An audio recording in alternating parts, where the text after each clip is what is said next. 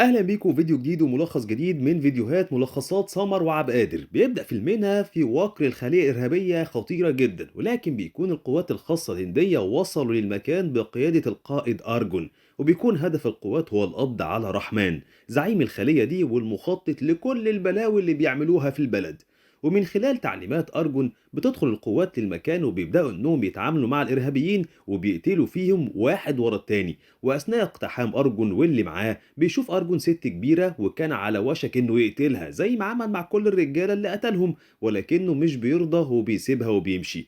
ولكن هيندم أرجون على اللي عمله ده لأن الست دي بتكلم باقي الخلية وبتعرفهم إن في هجوم عليهم ولازم كلهم يتحركوا دلوقتي. فهنا كل الإرهابيين بيقوموا يجهزوا أسلحتهم علشان يكونوا على استعداد للهجوم اللي هيحصل.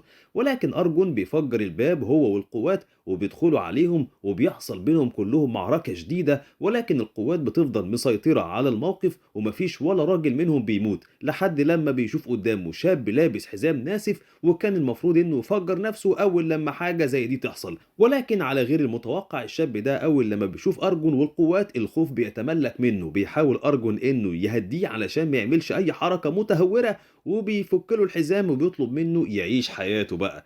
وبعد ما بياخد أرجل لفة في المكان كله مش بيقدر هو ورجالته إنهم يوصلوا لزعيم الخلية وبيجيله أمر بإنهاء المهمة. ولكن أثناء ما هو بيخلي المكان وهو ماشي وبسبب قوة ملاحظته بياخد باله إن في حد بيبص عليهم من خلال فتحة كبيرة في الحيطة، فبيقدر أرجون يعرف إن رحمن فعلا مستخبي جوه الحيطة وبيمد إيده وبيطلعه منها وبيكون نفذ المهمة على أكمل وجه. وانت كمان مطلوب منك تنفذ مهمتك على اكمل وجه، وهي ما تنساش الكومنت واللايك والشير والسبسكرايب لو انت مش مشترك معانا عشان يوصلك كل جديد. وبعد كمية الأكشن الكبيرة دي بنروح للمطار مع عيشة اللي بتكون ناسية بطاقة هويتها وبتجري بسرعة علشان تدور عليها. ولكن أثناء ما هي بتجري بتخبط في أرجون وقبل ما تقع بيقدر إنه يلحقها، ولكن هما الاتنين بيقربوا من بعض زيادة عن اللزوم يعني، وده اللي بيخليهم يتحرجوا جدا. فهم الاتنين بيعتذروا لبعض وبيروح أرجون يركب الطيارة اللي هتاخده الأجازة بعد تعب الشغل اللي شافه في العملية الإرهابية دي. ولكنه بيتفاجئ لما بيركب الطيارة إن عيشة تبقى هي مضيفة الطيران اللي عليها، فبترحب بيه بطبيعة شغلها، ولكن بيكون واضح في نظرات الاتنين يعني بعض الإحراج. ولما بيروح أرجون يقعد على الكرسي بتاعه بيفضل مركز مع عيشة جدا ومش عارف يشيل عينه من عليها، لدرجة إن صاحبة عيشة اللي قاعدة جنبها بتفتكره باصص عليها هي. ولما عيشة بتفهمها اللي حصل وعلشان كده هو بيبص عليها هي يعني ما تشوطيش الراجل مني، بتتحداها صاحبتها وبتقول لها انها لو قامت دلوقتي وبص عليها يبقى كان مركز معاها هي من الاول. ولكن بتتحرج صاحبتها جدا لما بتقوم وبتلاقي ارجون بعد بنظراته تماما وبتعرف انه كان فعلا بيبص على عيشه. ايه الاحراج اللي انت فيه ده يا حازم؟ وبيستغل ارجون فرصه ان عيشه بقت لوحدها وبيعمل حجه انه بيسال على الحمام يعني. ولكن بتفهم عيشه انه عايز يتكلم معاها على اللي حصل قبل كده وبتشكره انه انقذها قبل ما تقع يعني. وبيبداوا هما الاتنين يتكلموا مع بعض وبيسال ارجون عن ميعاد وصول الطياره. يا اخويا استهبل استهبل. فبتساله عيشه اذا كان مستعجل، فبيقول لها ارجون انه ما صدق اخد اجازه من الشغل وهيقدر انه يرتاح شويه. ولما بتساله عيشه عن شغله بيقولها انه شغال ضابط في القوات الخاصه. مش بتصدق ارجون وبتكون فاكراه بيكذب عليها يعني وبيحور، لحد لما بيطلع أرجون صورة وهو في الجيش ونظرات عيشة دي بتتغير تماما وبتحس إنه فعلا شخص شجاع. كل ده من الصورة بس. وبيمشي أرجون بعد وصول صاحبة عيشة ولكنه مش بيقدر يمسك نفسه وبيدخل لها مرة تانية وهي قاعدة مع صاحبتها وبيطلب منها يشربوا قهوة مع بعض بعد وصول الطيارة. ولما بتقول له إن ده ولا وقته ولا مكان للكلام ده يعني بيقول لها أرجون إنه عنده اضطرابات في ضربات قلبه ومش هتقف إلا لما رغباتها تتحقق، وضربات قلبه مش عايزة غير إنهم يقعدوا يتكلموا مع بعض شوية. يا ولا رومانسي. فبتوافق عيشة وبيتقابلوا هما الاتنين بعد الرحلة وبيكون واضح انهم اعجبوا ببعض جدا من اول لحظة اتقابلوا فيها. والمقابلة بتبقى اتنين وتلاتة ومع مرور الايام علاقتهم بتبقى قوية اكتر وحبهم لبعض بيزيد اكتر واكتر، لحد لما في يوم واثناء ما هو واقف بره المطار ومستنيها تطلع بفارغ الصبر بيشوفها ارجون وهي خارجة فعلا. ولكن في نفس الوقت في قنبلة هتنفجر بتطير ارجون بعيد وبيكون في هجوم من خلية ارهابية عليهم. وفي الوقت اللي بتروح عيشة على الأرجون علشان تطمن عليه بتاخد طلقة قبل ما توصل له وبتقع جنبه على الأرض، وأثناء ما هو باصص لها وهو منهار تمامًا بيضربوا واحد من الخلية بطلقة في ضهره، وهما الاتنين بيكونوا فاقدين للوعي جنب بعض، ولكن الإسعاف بتلحق أرجون لأنه لسه بيكون في نفس، ولكن للأسف عيشة بتكون ماتت، وبتكون أم أرجون جنبه في المستشفى وما سابتهوش ولا يوم، ولما بيقدر أرجون إنه يتكلم بيوري له الدكتور الأشعة بتاعته وبيعرفه إن الطلقة اللي أخدها عملت له شلل تام، والحاجة الوحيدة اللي هيقدر يحركها هي إيده اليمين بس. ومن هنا بيعيش أرجون في عذاب تحت رعاية أمه بعد ما بقى عاجز تماما عن إنه يعمل أي حاجة، وطول الوقت ده أرجون مش بيقدر يخرج عيشة من دماغه ولا قادر يفكر في حاجة تانية غيرها، لحد لما في يوم بيشوف في الأخبار تحركات الخلية اللي نفذت عملية المطار، وبيعرف إن اللي عملها هو حميد أخو رحمن الشاب اللي عفى عنه وسابه يوم العملية فاكرينه، فبيأنب أرجون نفسه جدا إنه ما قتلهوش أول مرة شافه فيها. وبعدها بنروح لاجتماع للقادة العسكريين واللي بيكونوا متضايقين جدا من عمليات حميد وباقي الإرهابيين، وبيكونوا عايزين يعملوا عملية هجوم شاملة، ولكن كتير بيعترض بسبب الضحايا الكتير اللي هيموتوا.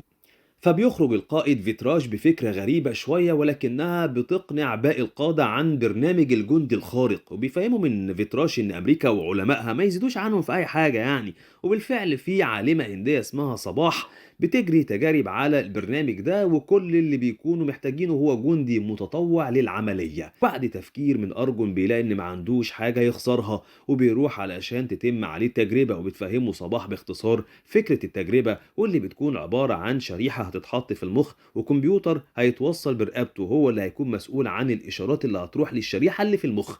وبيدخل أرجون غرفة العمليات وبتبدأ التجربة، وفي الأثناء دي بيكون في حاجة غلط وبيظهر إن العملية بتفشل، ولكن مع إصرار أرجون وصباح لأنهم يكملوا بتنجح في الآخر، وبيفوق أرجون وهو على السرير، وبتطلب منه صباح يرفع إيده الشمال ولكن أرجون مش بيقدر.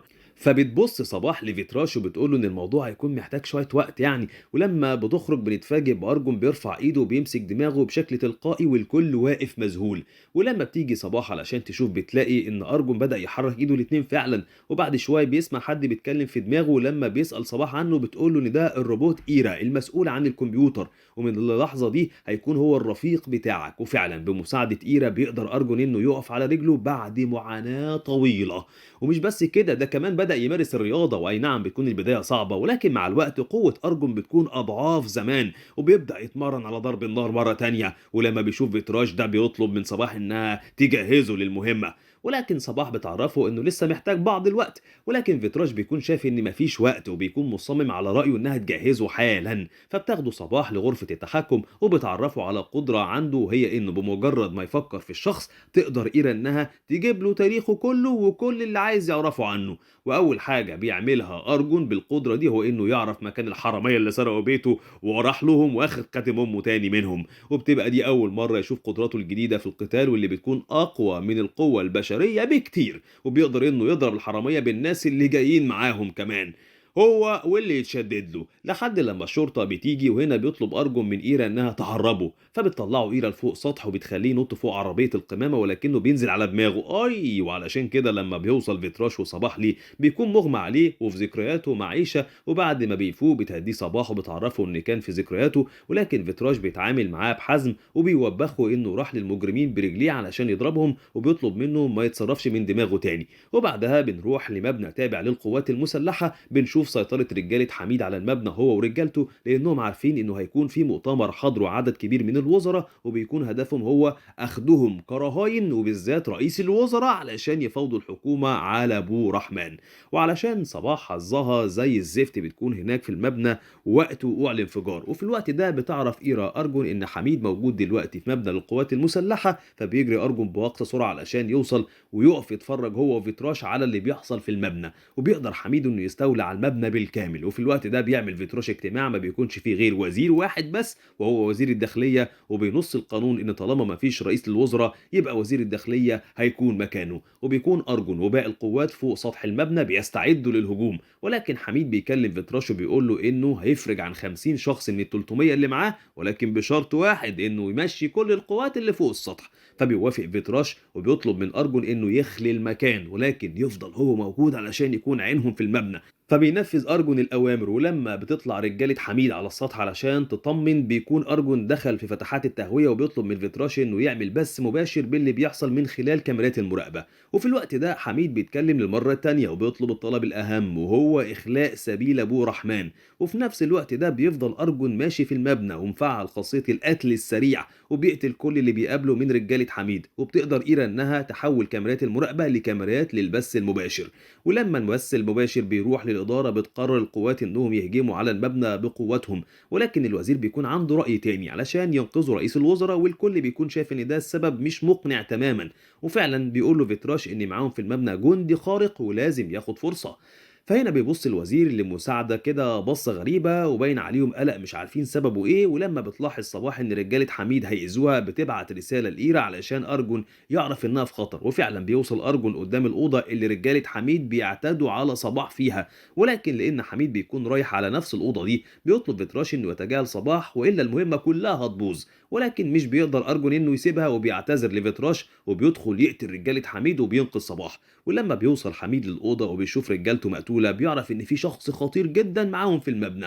ولما بيشوف الوزير اللي بيحصل زي ما بيكون كان مستني أي غلطة علشان ينفذ كلامه ويتفاوض مع حميد، ولكن حميد مش بيكلمهم بنفسه وهو متعصب لأنهم خدعوه. وعلى الرغم من إن الوزير بيعرض عليه إنه يخرجه ويخرج أبوه ويديله كمان 10 مليون دولار، إلا إن حميد بيقتل واحد من الرهاين وبيقول لهم إنه مش عايز حاجة غير الجندي اللي موجود هنا ده. فمش بيكون في حل غير ان فيتراش يكلم ارجون ويطلب منه الاستسلام. فبيوافق ارجون ولكن بيكون واضح انه بيخدعهم وانه رايح لحميد فعلا ولكن علشان يقتله. ولما بيروح له وبيسلم نفسه بيجي واحد من وراه وبيضربه على مكان الشريحه بالظبط، وده اللي بيتسبب في خلل كبير جدا وكأن ارجون بيرجع مشلول مره تانية. وواحد من المسؤولين عن ايرا بيبلغ فيتراش ان في حاجه غلط حصلت في السيستم لانه مش لاقي ايرا على الشبكه اساسا. وفي الوقت ده بيكون الوزير امر بالافراج عن رحمن وبيكون كمان ركب طيارته، وصباح بتحاول تنشط إيرا مرة تانية عن طريق بعض المشاهد من ماضي أرجون مع حبيبته عيشة. وفعلا بيبدأ هنا أرجون يعود للوعي مرة تانية وبيقوم أقوى من قبل كده كمان.